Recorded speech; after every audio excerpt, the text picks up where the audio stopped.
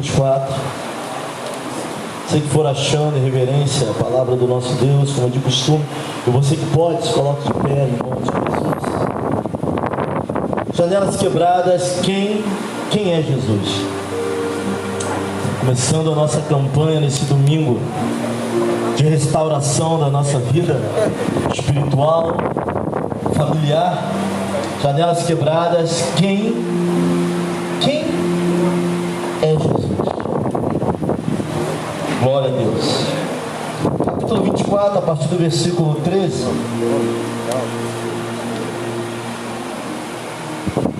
A leitura é um pouco extensa, mas vamos ler em nome de Jesus. Diz assim: e eis que no mesmo dia iam dois deles para uma aldeia que distava de Jerusalém 60 estádios, cujo nome era Emaús. Iam falando entre si de tudo aquilo que havia sucedido. E aconteceu que, indo eles falando entre si e fazendo perguntas uns um ao outro, o mesmo Jesus, diga comigo, o mesmo Jesus, se aproximou e ia com eles, mas os olhos deles estavam como que fechados, para que não o conhecessem. E ele lhes disse: que palavras são essas que, caminhando, trocais entre vós, e por que estáis tristes? Respondendo um, cujo nome era Cleopas, disse-lhes: és tu só peregrino em Jerusalém, e não sabes as coisas que nela têm sucedido nestes dias? E ele lhes perguntou: quais? E eles lhe disseram: as que dizem a respeito de Jesus, o Nazareno, que foi um profeta poderoso em obras e palavras diante de Deus e de todo o povo. E como os principais sacerdotes e os nossos príncipes o entregaram à condenação de morte e o crucificaram. E nós esperávamos que fosse ele o que remisse Israel. Mas agora, com tudo isso, e já hoje o terceiro dia desde que estas coisas aconteceram, é verdade que também algumas mulheres dentre nós nos maravilharam, as quais de madrugada foram ao sepulcro, e não achando o seu corpo voltaram, dizendo que também tinham visto uma visão de anjos, que diziam que ele vive. E alguns dos que estavam conosco foram ao sepulcro, e acharam ser assim como as mulheres haviam dito, porém não o viram. E ele lhes disse: os nércios e tardos de coração, para crer tudo o que os profetas disseram. Porventura não convia que o Cristo padecesse estas coisas e entrasse na sua glória? E começando por Moisés e por todos os profetas, explicava-lhes os que dele se achavam em todas as escrituras. Chegaram à aldeia para onde iam, e ele fez com quem ia para mais longe. E eles os constrangeram, dizendo: fica conosco, porque já é tarde, e já declinou o dia, e entrou para ficar com eles. E ocorreu que, estando com eles à mesa, tomando o pão, o abençoou, partiu-o e lhe deu. Abriram-se-lhe então os olhos, e o conheceram, e ele desapareceu-lhes. Ouve sua face. Pai querido, eterno Deus, mais uma vez nós clamamos pela tua presença e pelo teu Espírito aqui neste lugar. Ao começar por mim, Senhor, vem quebrar coração nesta noite, para que possamos ouvir e entender a tua palavra, que não seja só uma palavra que entre no ouvido e saia no outro, mas ao contrário, possamos fazer a aplicação real a cada dia daquilo que vamos entender da tua parte, Senhor. Nós repreendemos, como oramos no início, tudo que não provém de ti. Toda mente, Senhor, traz este lugar, para que possamos ouvir, cumprir e entender. Em nome de Jesus, amém e amém. Pode sentar, mas senta glorificando. Glória a Deus. Senta exaltando o nome dele. Meus irmãos, nós estamos falando aqui do domingo da ressurreição. Antecedeu antes do caminho dos discípulos. As mulheres foram até o sepulcro. Chegou lá, o sepulcro estava vazio. Elas tiveram a visão de dois anjos, falando para ela que aqueles que ela procurava não estavam mais ali. Elas foram contar. A essa altura, Jerusalém estava em crise. Uma crise estava se instalando, uma crise de fé, os discípulos, as ovelhas se dispersaram. Afinal de contas, Jesus havia sido crucificado. E o Senhor, que já havia feito tudo, irmãos, não havia nenhuma obrigação dele aparecer naquele caminho. Os discípulos estavam saindo de Jerusalém e indo para uma cidade chamada Emaús, que se distava a 60 estádios de Jerusalém. E Jesus, no meio do caminho, ele aparece para esses discípulos. Eu vejo um Deus que se preocupa com os pequenos detalhes. Eu vejo um Deus que se preocupa com aquilo que nós estamos vivendo. Achamos que não, mas Deus está preocupado com tudo que está se passando na nossa vida. E o interessante é que no versículo 16 vai dizer: mas os olhos deles estavam como que fechados. Esses dois discípulos não eram 2 dos 12, eram 2 dos 500. Jesus já tinha muitos discípulos nessa hora. Não era 2 dos 12, eram 2 dos 500, dos 1000. Jesus já tinha essa altura. E Jesus vai aparecer no meio do caminho, conversar com eles, e eles não vão reconhecer Jesus. Eu vou falar de alguns aspectos pelos quais eles não reconhecem Jesus. Primeiro, estavam passando por um momento de desilusão. Tudo aquilo que eles imaginavam deu errado. O seu Salvador havia sido crucificado. Eles estavam passando por um momento de desilusão, de descrédito. E geralmente, quando nós estamos vivendo questões como essa na nossa vida, estamos no caminho de Emaús, Jesus pode até estar do nosso lado e não vamos reconhecer. Jesus está falando conosco. Nos momentos de desespero, nos momentos em que o nível de crédito está lá embaixo, de descrédito, onde estamos desacreditados, a casa havia caído para eles. Tudo aquilo que eles tinham acreditado, colocado, projetado, sonhado em cima de um Jesus que eles fizeram para eles. Eles desenharam, configuraram um Jesus que iria suprir as suas necessidades, um Jesus para eles, um Jesus que ia de encontro ao encontro. De encontro significa na direção, mas só que a ação é contrária, ia ao encontro das suas necessidades. Começaram a configurar um Jesus próprio, o Jesus que eles queriam. Daí veio grande frustração sobre a vida deles. Ficaram frustrados. Daí veio grande desilusão. E eles estavam no caminho andando, Jesus do lado deles. Quantas vezes, irmãos, estamos tristes, desenganados, desacreditados, perplexos? Jesus está no caminho conosco, andando do nosso lado. E o mesmo Jesus apareceu no caminho. Diga comigo, o mesmo Jesus. Sabe por que a Bíblia vai falar o mesmo? Ele não mudou, ele é imutável, o mesmo que havia morrido, agora ressuscitado, aparece no caminho de Emaús. Quantos de nós estamos no caminho de Emaús hoje? Quantos de nós nessa semana não passamos pelo caminho de Emaús, fazendo pergunta, um perguntando para o outro: não é isso que aconteceu? Não era ele que iria livrar Israel? Não era ele que viria nos tirar desse cativeiro? Não era ele que iria nos livrar do peso da mão romana? Porque Roma agora, o poder político, o poder militar era de Roma.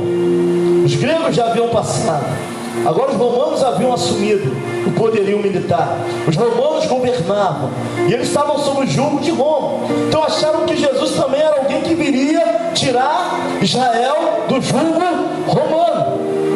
Uma visão muito limitada de quem Jesus era, irmãos. Uma visão muito simplória. Uma visão, Jesus vai chamá-los de nércios, pessoas que não estavam entendendo, que não tinham entendido as Escrituras, que não entendiam o que Jesus estava falando para eles. E quantos de nós não estamos entendendo quem Jesus é? Ainda hoje, falamos de janelas quebradas, quem é Jesus? Quantos de nós, irmãos, adoramos a Deus, estamos na igreja e não conhecemos Jesus, não entendemos quem Ele é de fato, e o porquê Ele entrou na nossa vida, porque Ele entrou na nossa trajetória. Interessante, Jesus poderia ter falado na origem, em Jerusalém. Jesus poderia ter falado em Emaús, mas Ele aparece no meio do caminho. Ele aparece no meio do processo. Jesus não fala na origem, Jesus resolve não falar no destino. Ele aparece no meio do processo. Ele aparece no caminho, irmãos.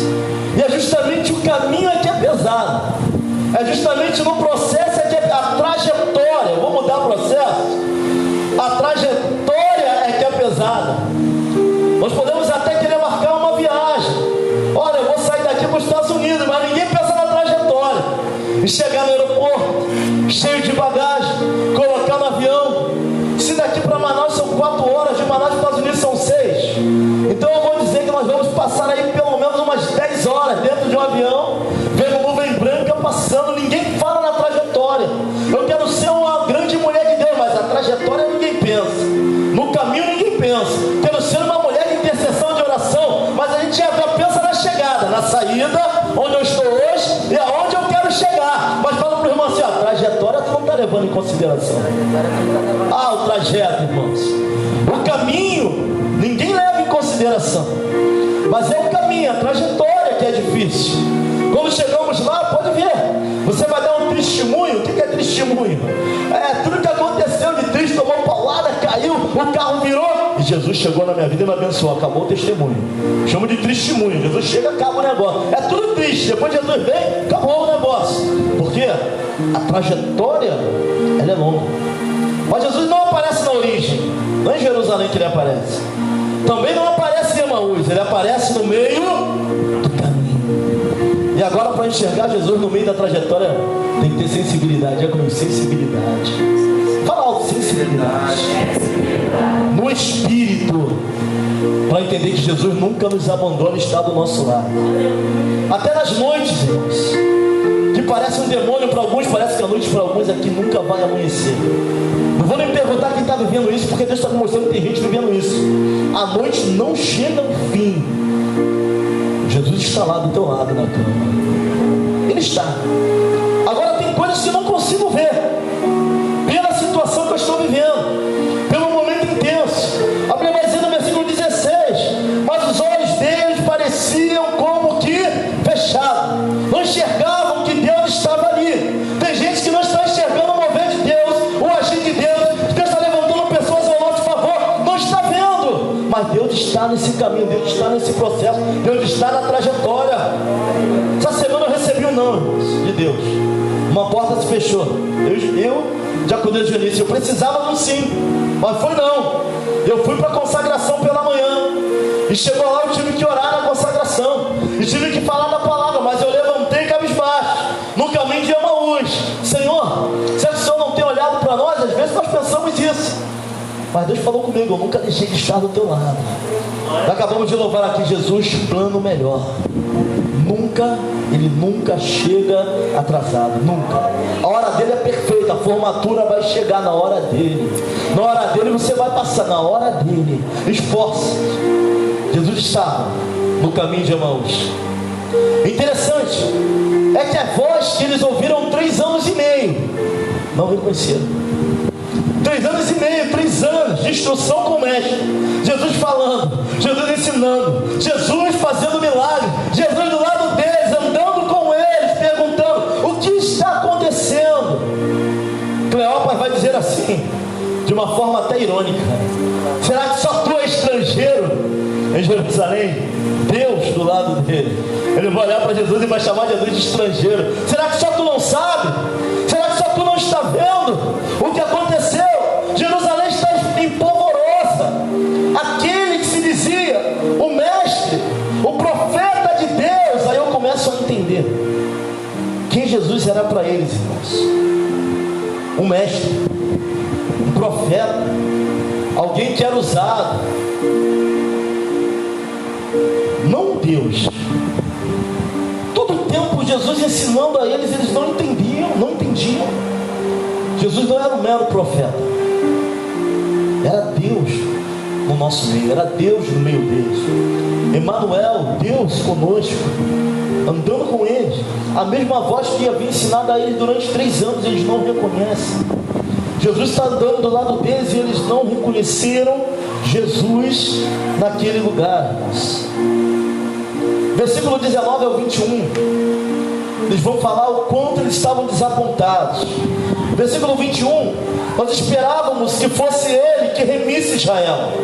Nós esperávamos que a libertação de Israel viesse dele, mas a libertação desejada dos romanos, a libertação do jugo romano que estava sobre Israel, mas a libertação operação que ele veio fazer era muito maior do que isso. Deus não estava preocupado com o governo. Governo vem, governo vai, mas a sua palavra não passa, ela é eterna. Deus. Céus e terra passarão, mas a palavra do Senhor de maneira nenhuma vai passar. Deus não está preocupado com o governo momentâneo, ele é eterno, irmãos. Mas na cabeça dos discípulos, ele foi um grande profeta, um homem usado por Deus, mas não era o próprio Deus. Não era Deus vindo na terra. Esqueceram tudo. Esqueceram da ressurreição. Esqueceram do grande dia do Senhor. Esqueceram de tudo que Deus aí queria fazer. Está esquecendo das promessas de Deus na sua vida, meu irmão? Tem gente aqui esquecendo de tudo. Só está olhando para as dificuldades, não mais para aquilo que Deus tem, ou para aquilo que Deus vai fazer. Olha o cenário religioso em Jerusalém. Olha para mim aqui. Olha um pouquinho, não leia agora não, olha para mim. Em Jerusalém havia os zelotes. Diga comigo, zelotes. Seita judaica radical. Queria uma revolução para livrar Israel de Roma. Zelotes. Fariseu, diga comigo, fariseu. Grupo de judeus devotos ao Torá, os primeiros 5 livros, os Pentateucos. Queriam um líder nacionalista, que nascesse deles, que viesse deles, para livrar Israel do jugo romano. Diga comigo, saduceu. Seita de pessoas da alta sociedade, membros de família de sacerdotes, ou chamado sinédrio. Saduceus e fariseus não se davam. Fariseus acreditavam na ressurreição do corpo. Saduceu não. Mas na hora de crucificar Jesus, se juntaram. Tem gente que não se dá, irmãos, mas para tentar te derrubar vão se juntar. Guarda isso aí no teu coração. Tem pessoas que não se dão de maneira nenhuma, mas para tentar te jogar no chão vão se juntar. Fariseu e saduceu não se davam, mas para chegar na hora para crucificar Jesus, fariseus eram mais próximos do povo, saduceus mais próximos dos governantes. Se juntaram para poderem tirar Jesus de jogada. Sabe o que eu aprendo com isso tudo? Um queria uma revolução, outro queria um líder nacionalista, os outros queriam poder, queriam tirar ele. Cada um fazia o Deus que queria. Cada um estava configurando Deus a sua mera necessidade.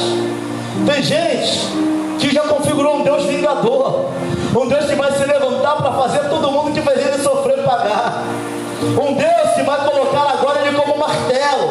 Antigamente eu era prego, mas agora eu sou martelo.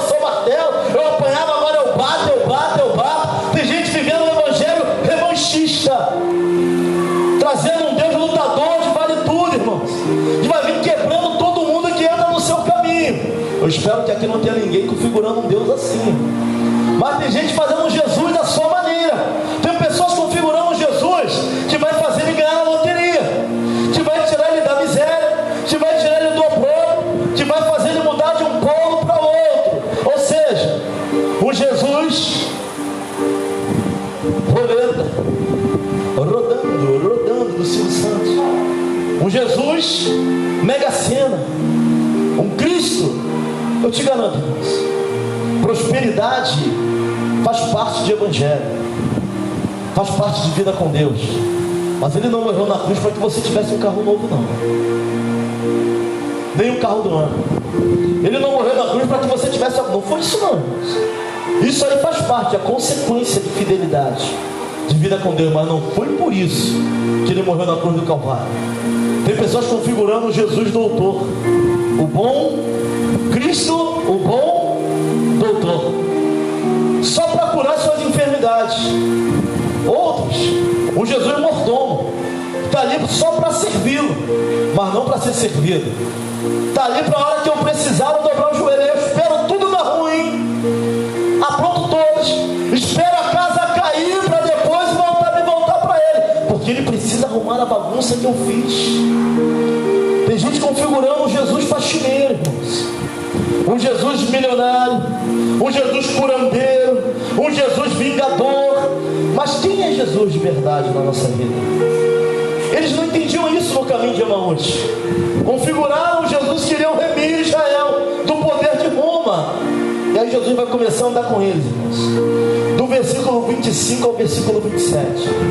Ele vai começar a explicar as Escrituras. Jesus vai pegar tudo que convinha, que era relacionado com ele, e no caminho de Emaús ele vai explicar. Já tinha 3 anos que ele estava ensinando.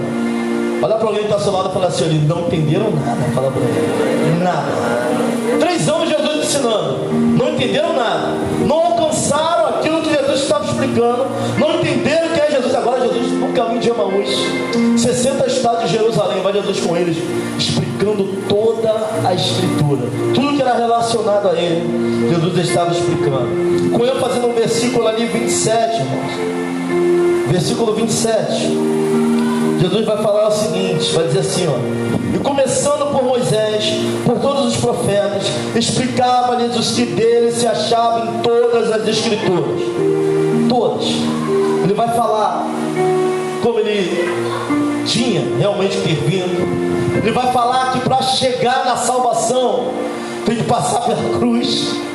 Ele vai falar que para atingir o propósito tem que passar pelo processo, tem que passar pelo caminho, tem que encarar a trajetória, tem que encarar as crises, tem que encarar as dívidas, tem que encarar as dúvidas, tem que encarar os apontamentos, tem que encarar as difamações.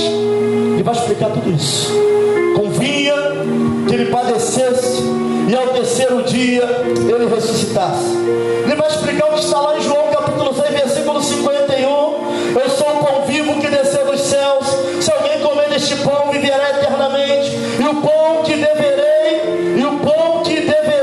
dar pela vida do mundo é a minha carne. Ele vai explicar isso para eles.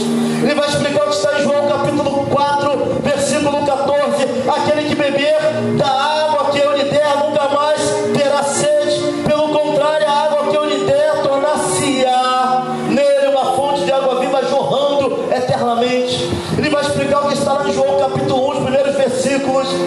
E no princípio era o verbo, e o verbo era Deus, e o verbo estava com Deus, e ele estava no princípio, e todas as coisas foram feitas por ele, sem ele nada do que foi feito se fez. Ele era a luz do mundo. Ele vai explicar tudo aquilo que ele era, que ele é o pão da vida, que ele é o pão vivo que desceu dos céus, que ele é a fonte inesgotável de vida, que ele é a estrela da manhã, que ele era o alfa, que ele era o ômega. Ele vai no caminho de Emaús explicando todas as Escrituras, quem ele era e o que ele veio fazer. Tudo de novo. Jesus conversando. E outra coisa a palavra me ensina, irmãos: Jesus só se revela através da sua palavra. Ele poderia chegar e falar: olha, eu sou Cristo, mas não.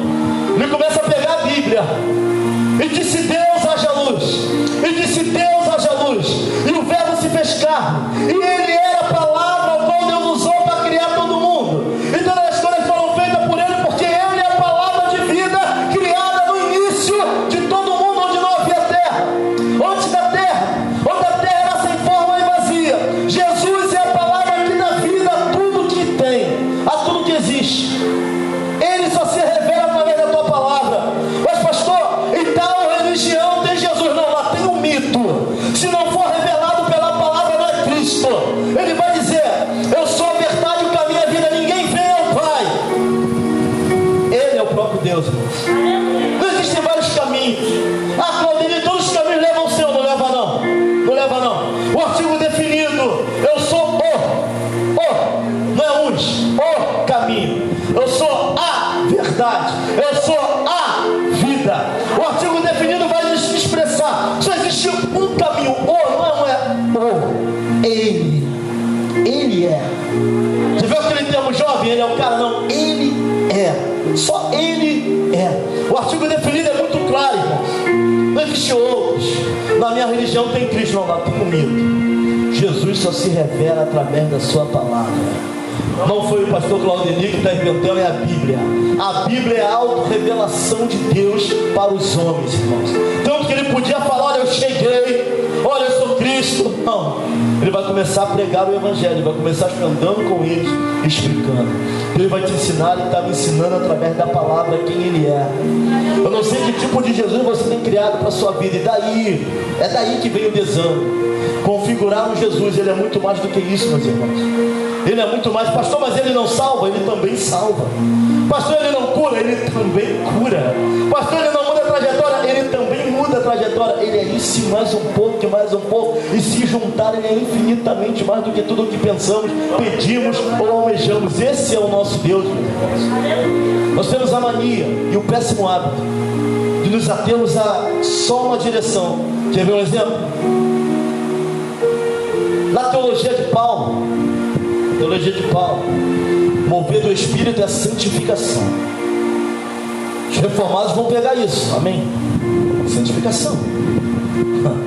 Na teologia lucana, livro de Atos, é capacitação de Deus sobre a igreja. Mas os pentecostais e neopentecostais vão pegar isso. Na teologia joanina, é regeneração. Mas é só santificação? É só capacitação? É só regeneração? É tudo isso junto e mais um pouco. Mover do Espírito Santo é santificação, é capacitação, é regeneração, é tudo isso na nossa vida.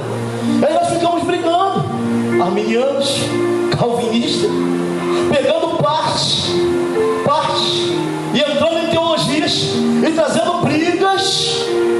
Antes da escola de soteriologia, desculpa o palavrão, a escola de salvação, antes, Jesus já salvava, já libertava, já curava. Antes de qualquer estudo sistemático ou teológico sobre salvação, ele já fazia, ele já era. Antes do mundo ser, ele já era. Ele é o grande eu sou, irmãos. Quem é Jesus, irmão? Quem é Jesus para nós? Jesus é tudo em todos, irmãos. Jesus é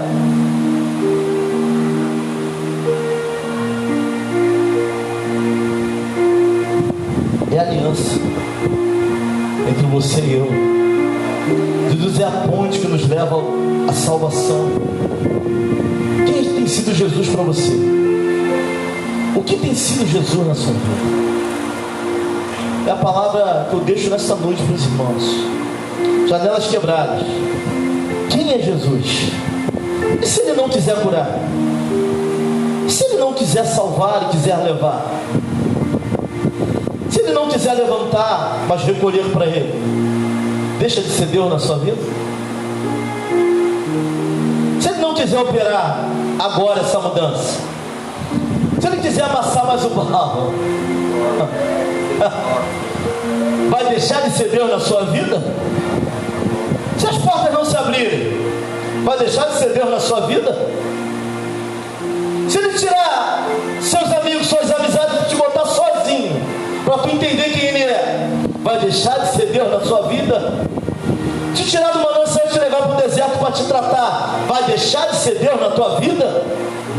Se ele quiser tirar todas as tuas concepções, te quebrar e te fazer de novo, vai deixar de ser Deus na tua vida? Quem é Jesus para você? O caminho de Emaús é um caminho revelador, irmãos, de pessoas que andaram com Cristo e ainda não tinham entendido quem Ele era. Nós temos andado com Cristo, irmãos. A igreja tem andado com Cristo, que a igreja precisa entender quem Ele é. O que é o Evangelho para nós? Poder para salvar? É a chave dada à igreja que liga na terra aquilo que está ligado lá nos céus. Chave das portas dos céus é o Evangelho de Cristo. Mas se soubéssemos o que ele realmente significa, nós estaremos tratando ele de qualquer maneira, e nem de qualquer forma. O que tem sido Jesus na nossa vida? É aquele que vai me colocar no altar? Altar de Cristo é um lugar apenas de satisfação própria? Ou é um lugar para aqueles que estão vazios e deixam Deus falar com eles? Igreja é lugar de cabide de emprego? Quem é Jesus na nossa vida? Igreja é um lugar onde eu vejo uma porta profissional e uma chance para me dar bem? Quem é Jesus no nosso ministério? Ser pastor é aproveitar o poder que tem para pisar em pessoas. Ser líder é pisar em pessoas. Ser líder é passar por cima de pessoas. Quem é Jesus na vida da liderança? Quem é Jesus na vida daquele que intercede? Os dois circunstanciais estão à disposição da quê? Para machucar? Ou é para edificação do corpo de Cristo? Quem é Jesus na vida de quem está usando os dons? Usos e frutos dos dons. Daqui a pouco nós vamos estudar sobre isso. Quem é Jesus na nossa vida? É alguém que satisfaça as minhas necessidades? Simplesmente isso, irmãos. Alguém que se não me dá, eu não adoro. Se não abrir as portas para mim, eu não cultuo. Se não me deixar alegre, se não mudar o meu estado de espírito, eu não dou glórias a Ele. Quem é Jesus na minha vida? É alguém que só vou cultuar se eu estiver bem. Se eu estiver mal, eu não adoro.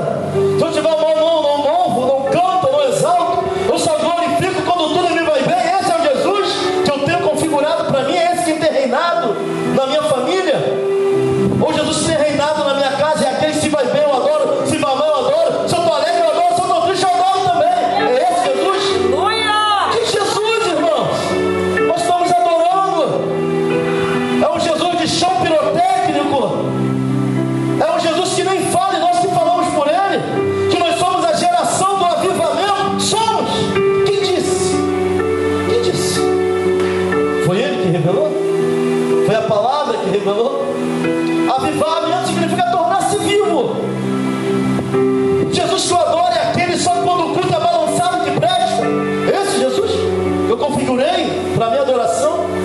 Estamos configurando o tipo de Cristo para nós. Assim como os zelotes, os fariseus, os saduceus, cada um tinha um salvador próprio, uma maneira própria. Quando ele não veio do jeito deles, da forma deles, deu ruim.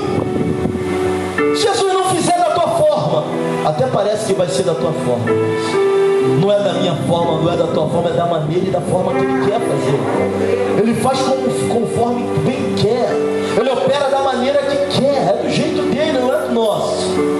Eu não tenho que gostar, o culto é para Ele, o culto não é para mim. Se fosse o culto do pastor Claudemir, eu teria que gostar. E os louvores. Não, mas é para Ele. Quem tem que gostar é Ele. Quando eu dou glória, o som desce. Esse é o Jesus. Isso está no nosso meio por intermédio do Espírito Santo. Que Jesus você tem configurado? Será que Ele não desce contigo na depressão? Não desce? Desce.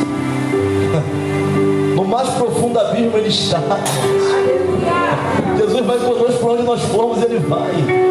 O Espírito Santo, na noite, no dia, nas guerras, nas perseguições, Ele está com a sua igreja. E estarei convosco até a consumação dos séculos. Ele vai estar conosco até a sua volta. O Espírito Santo está aqui. Está aqui na Ivete, está na sua casa, está na sua vida, está com a sua família. E ainda que as coisas não tenham melhorado, Ele ainda é Deus da nossa salvação.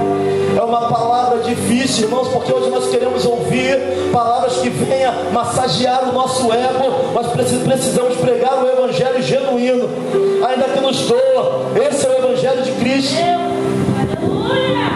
Aleluia. Glória a Deus. Santo é o teu nome, Senhor.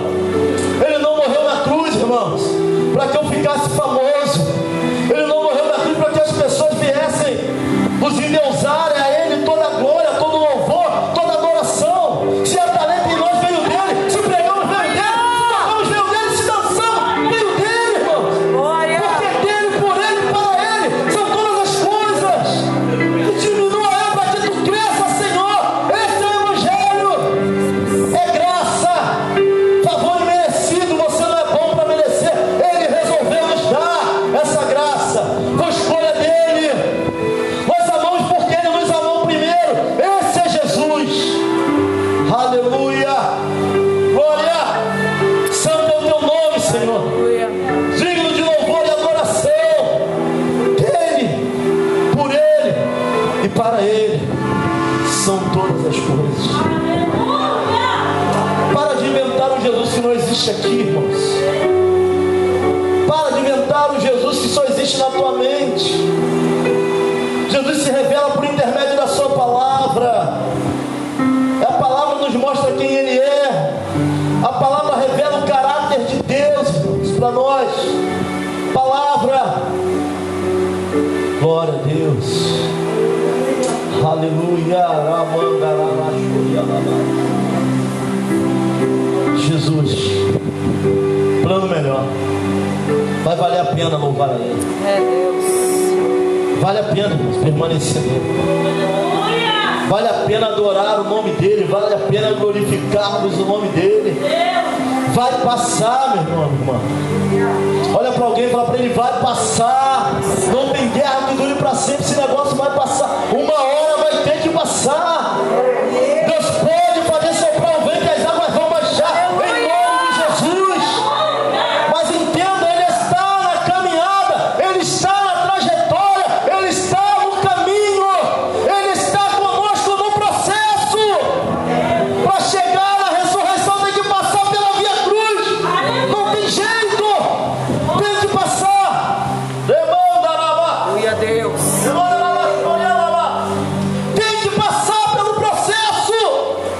Nem tente fugir, nem tente sair da trajetória, porque é Deus, irmãos. Tem gente que quer chegar na ressurreição, mas não quer passar pela cruz.